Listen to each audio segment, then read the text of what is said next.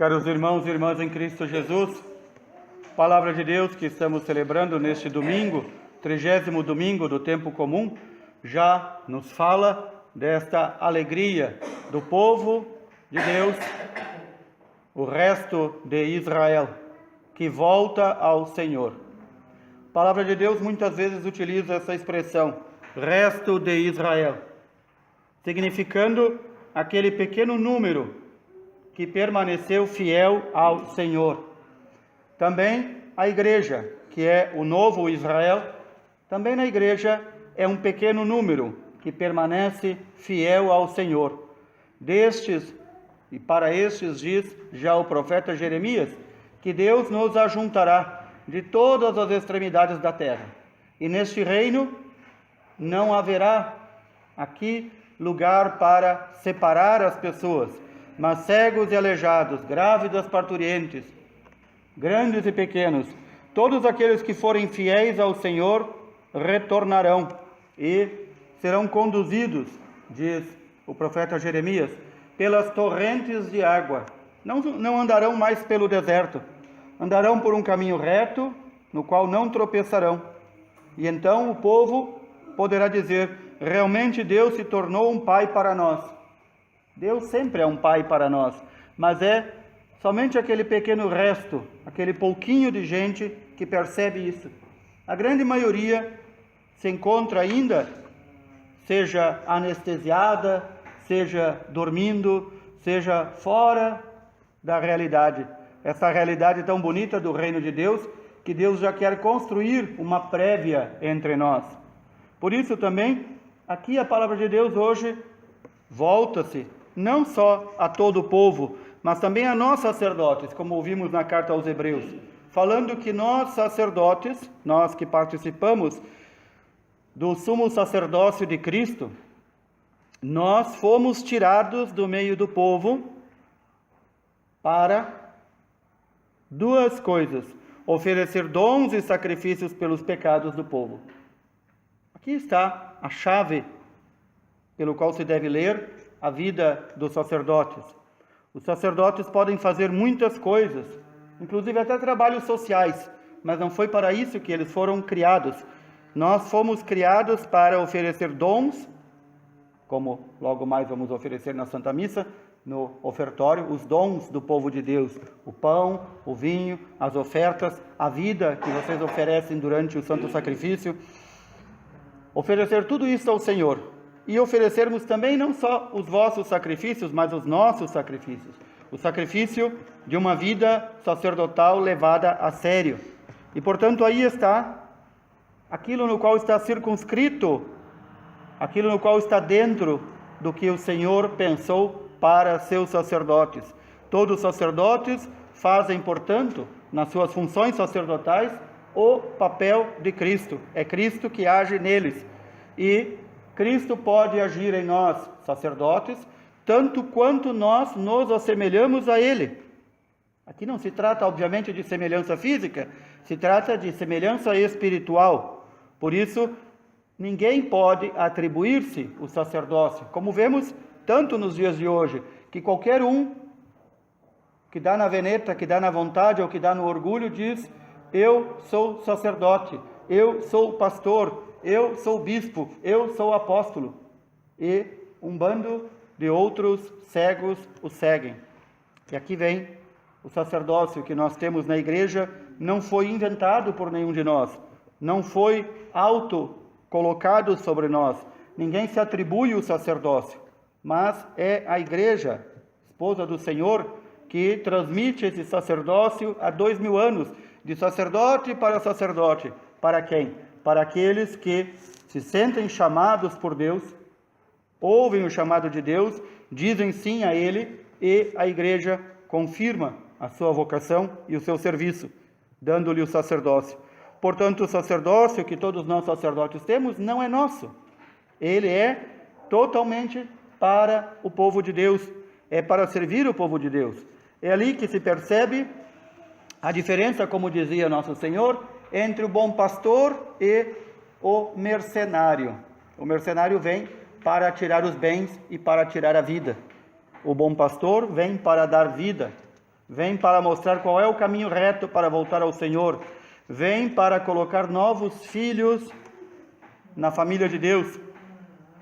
E então, aqui nós começamos a perguntar: nós, sacerdotes, estamos com os olhos bem abertos? Ou estamos como o cego que não via e por isso mendigava? Também o povo de Deus está cego ou está com os olhos abertos? Não percebe as maravilhas que o Senhor faz na sua vida? O evangelho deste domingo nos fala deste cego, filho de Timeu. Como São Marcos anuncia de quem ele é filho, devia ser alguém muito conhecido de todos. E este jovem cego, mendigo, estava sentado à beira do caminho. A única coisa que ele tinha, além talvez de alguma esmola que ele tinha recebido, era uma capa para se proteger do frio e do calor. Ali estava ele jogado à beira do caminho. Quando ele ouve dizer que Nosso Senhor passa, notem, Nosso Senhor passa por nossos caminhos. Nós que muitas vezes não percebemos porque estamos cegos. E quantas pessoas estão cegas, seja com os seus problemas. Imaginem se esse cego estivesse centrado em si mesmo, só pensando em si.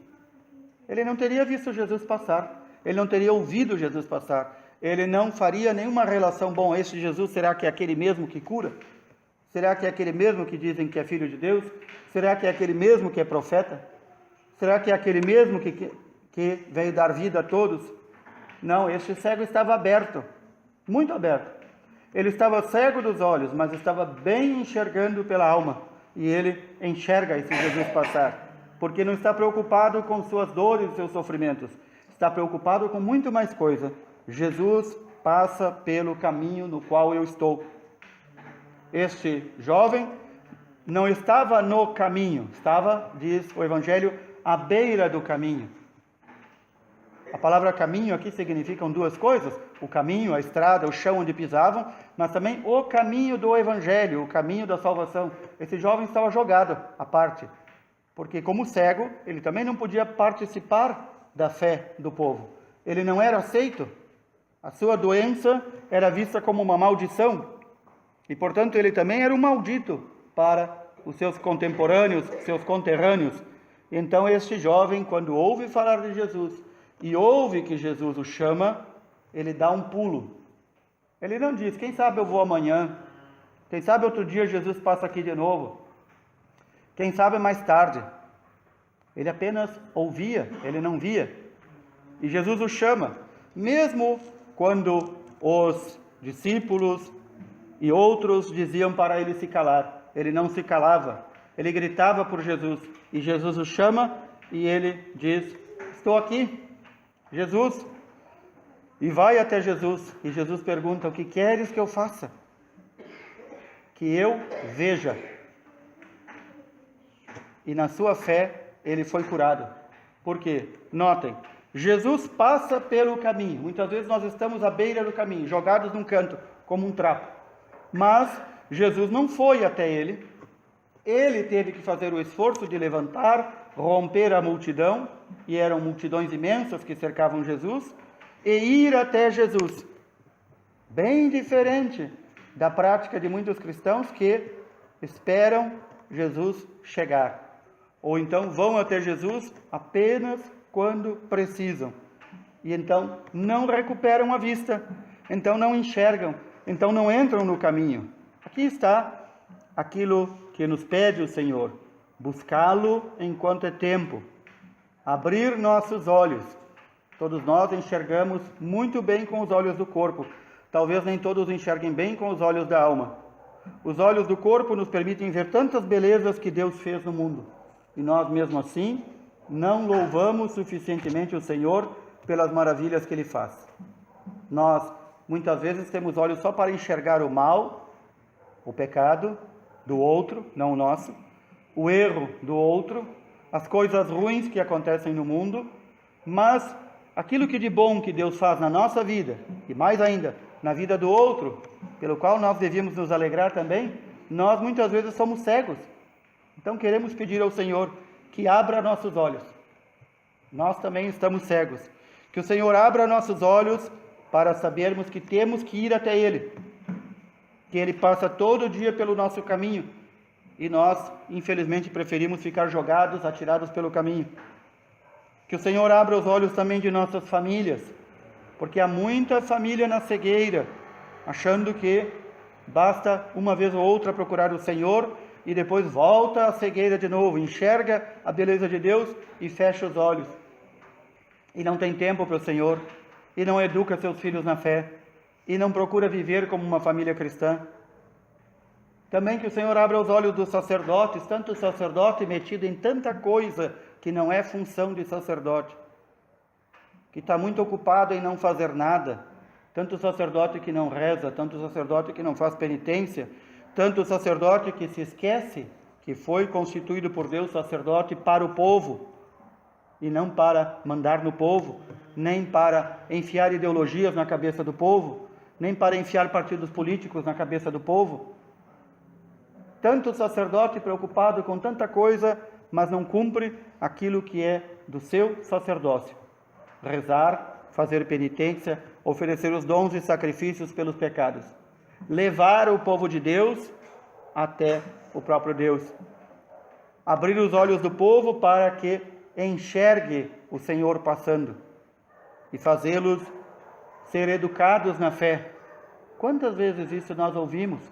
Quantas vezes nós em casa nos esquecemos do Senhor porque a cegueira das nossas paixões pelo nosso bem-estar, pelo nosso ter, pelo nosso querer, pelo nosso aparecer, nos cegam e não nos permitem amar o Senhor. E então, nós até somos conscientes de que temos uma semana toda ganhada com saúde para trabalhar, com casa e teto para nos cobrir, com roupa para nos cobrir, com comida que não nos falta. Chega o domingo, dia do Senhor, nós fazemos mais um dia para nós e esquecemos do Senhor. É ser muito ingrato, é viver na cegueira. Destas cegueiras e tantas outras nós pedimos ao Senhor: Senhor, que eu veja, Senhor, que Tu me cures, Senhor, cura nossas comunidades, nossa paróquia, cura nossas famílias, cura nossos sacerdotes, que o Senhor também cure nosso país tão chagado de tantas cegueiras. É isso que queremos pedir ao Senhor, iluminados pela Sua palavra. Louvado seja nosso Senhor Jesus Cristo. Para sempre seja louvado.